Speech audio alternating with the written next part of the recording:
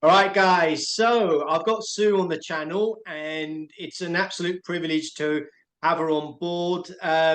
Sue goes back in terms of bringing more equality, especially women in leaders in the digital tech field. And this is something she's very passionate about. And as you know, I've built a channel of over 32,500 followers. I've gone a long way. I think a lot of my audience and community know that I'm very, very passionate about women in tech, especially bringing more equality for women, especially in the blockchain field. As you know, I'm an ambassador for women in blockchain as one of my positions. And so I'm talking to Sue about her project, which is called Women of the Future. And as we unpack these questions, what a great privilege to share this with you guys and hear Sue's story. So, Sue, welcome. Thank you so much. It's wonderful to be here. And thank you for sharing our passion for this. What we do is always in collaboration with men. And it's wonderful to be able to work, hand in glove with people who share our objectives. So thank you. This is something really passionate to me as like someone who's trying to do more for women in blockchain, women of the future, which is your project, and as a storyteller. I think this is quite an important topic, Sue, something that we're going to discuss today. So tell us, Sue, why did you start this project and what was your incentives? Well, this project really was a great, fortuitous, happy accident. It was the Mhm. right people being in the right room at the right time, recognizing that there is a depth of inspiration through women in tech, and that a lot of the Right. women are really rising to the top and making change, their stories are not being told. So we decided to come up with this project, which we thought would be a once-off, which would be this collection of great stories of inspiration and bring it to the world. And it was incredibly well received. And it's really grown from strength to strength. And I think, a lot of what you do is about storytelling. And It that's what is. we're telling the stories of women, and we're giving them a platform to share their inspiration and their journeys, and hopefully inspiring future generations.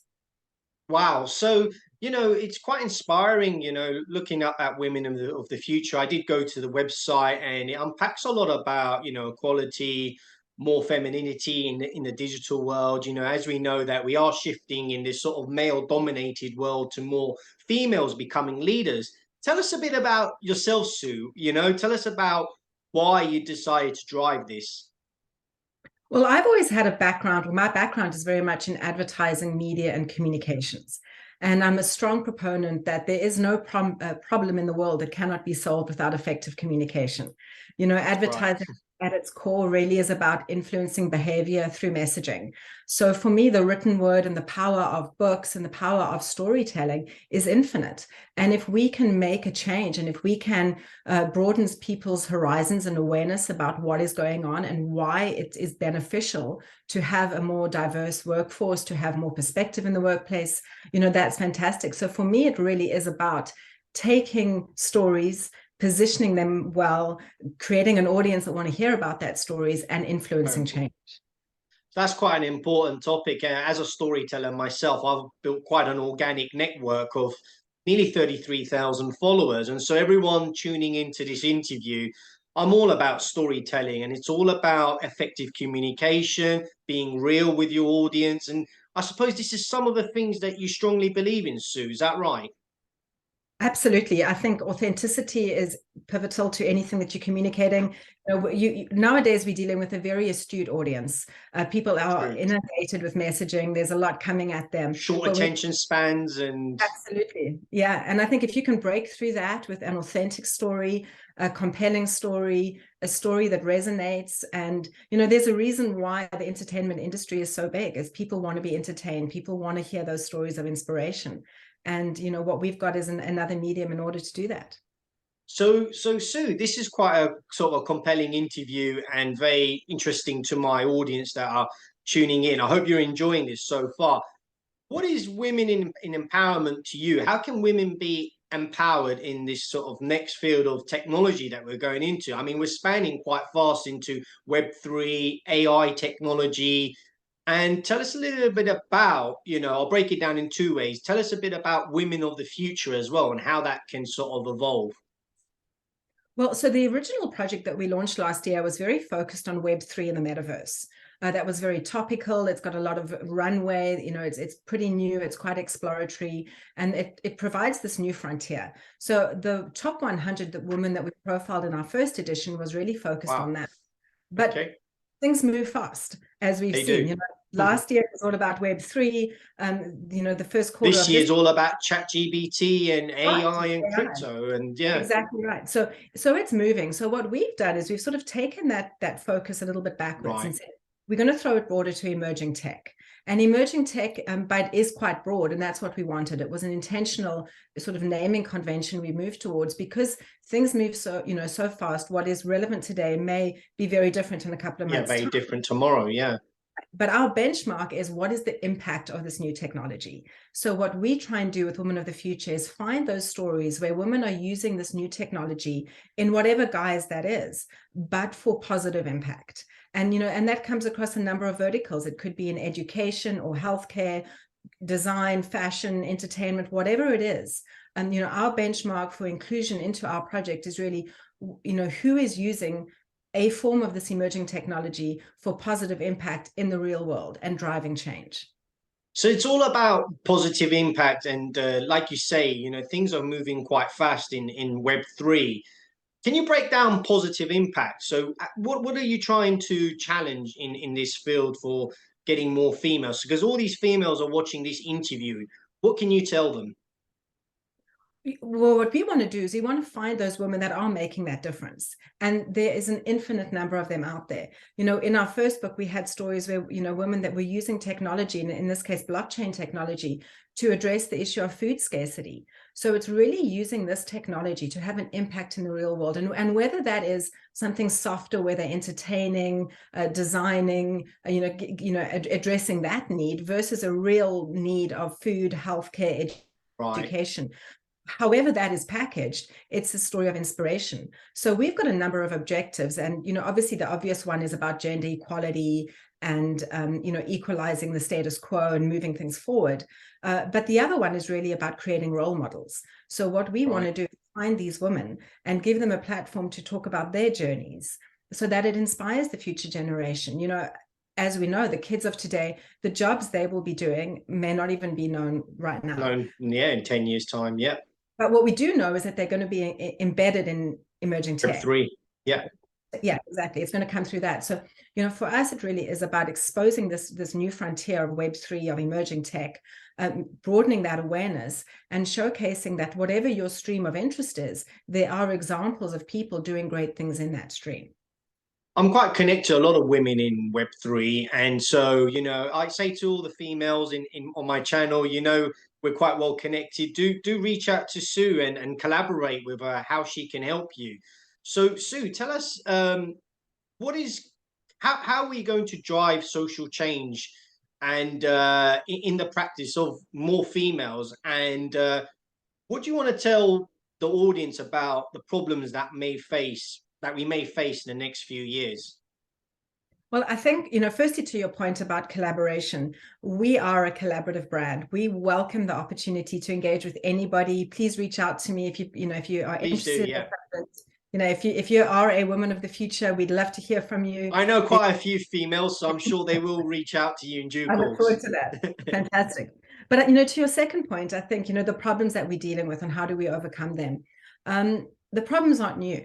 If you look back, going decades, going centuries, if you look at things like the suffragette movement, if you look at in the publishing world, all those female authors that had to publish under male pseudonyms. Yeah.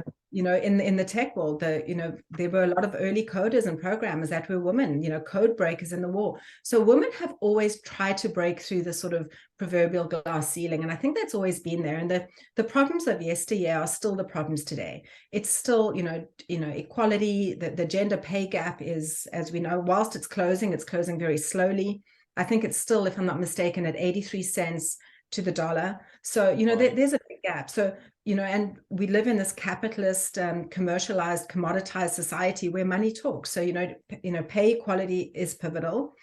the other one is really recognizing that women are caretakers, and they often straddle this world of being mothers and being caretakers, but also being influential in the business world.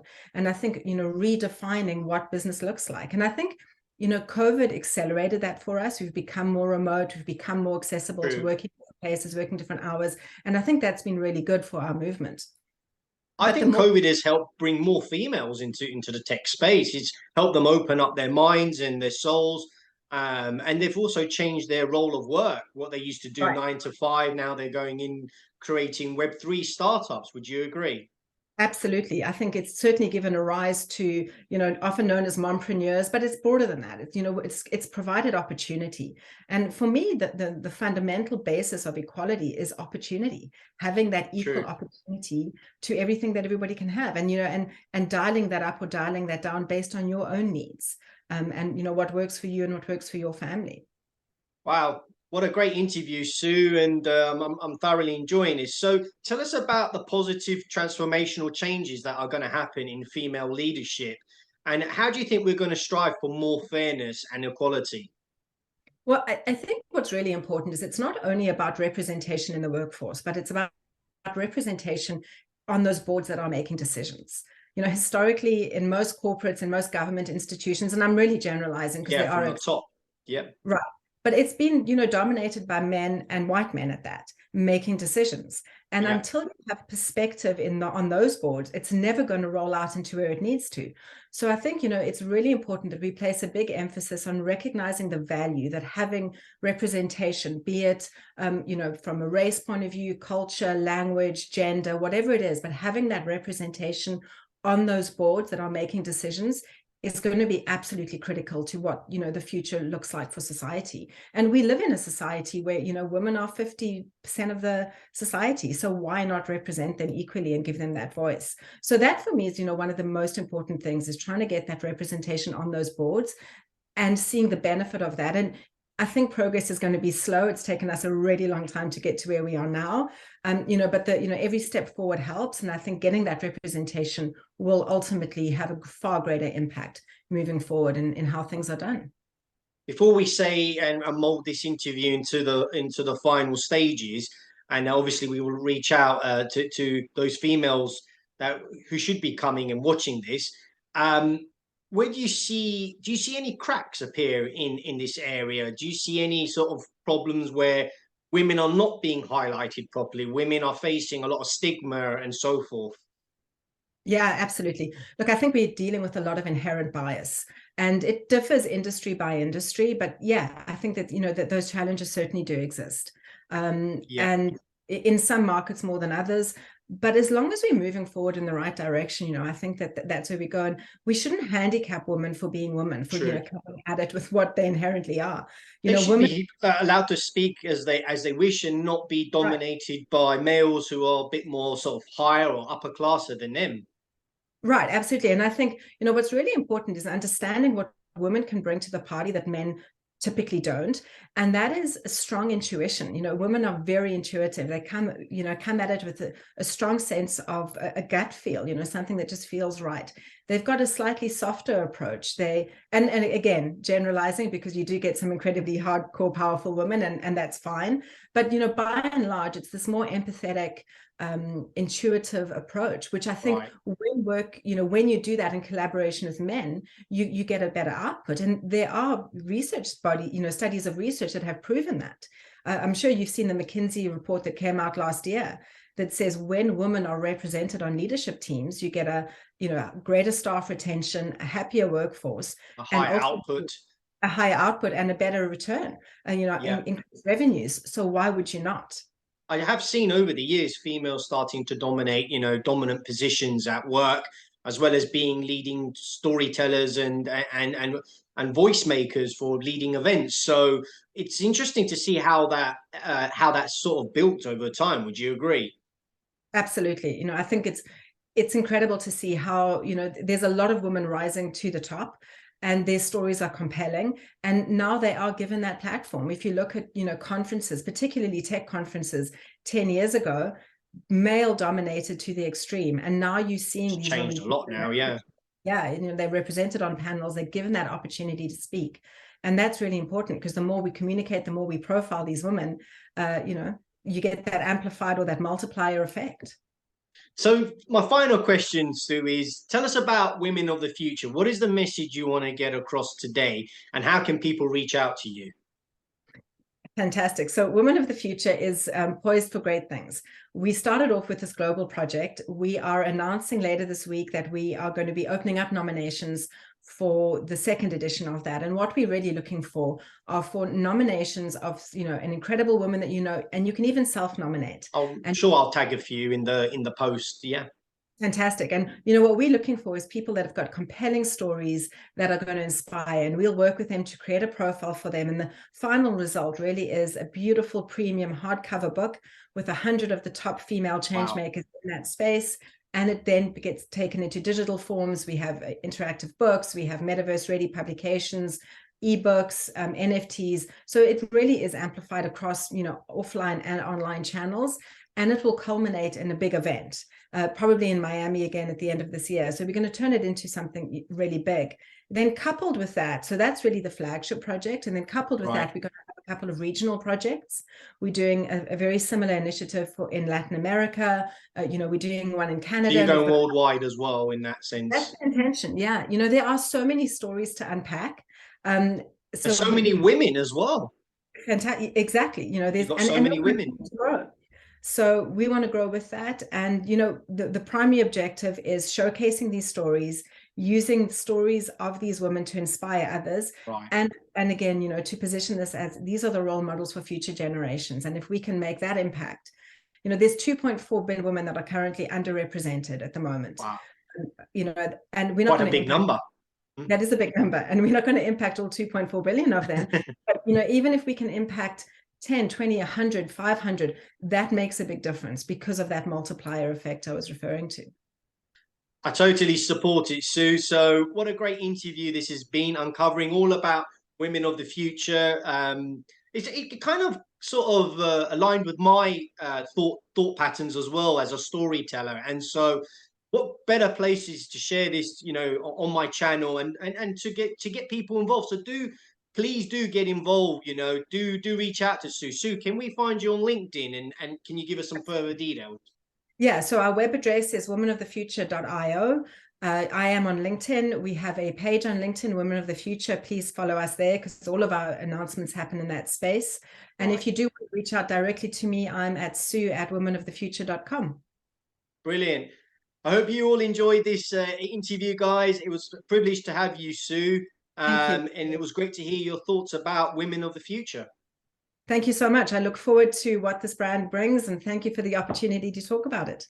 Thank you very much, Sue. So there you go, guys. It's great to have Sue, and I hope please do reach out to her, because I'm sure she will uncover a lot with you over the next coming weeks when we share this interview. Thank you very much, everyone. Bye-bye.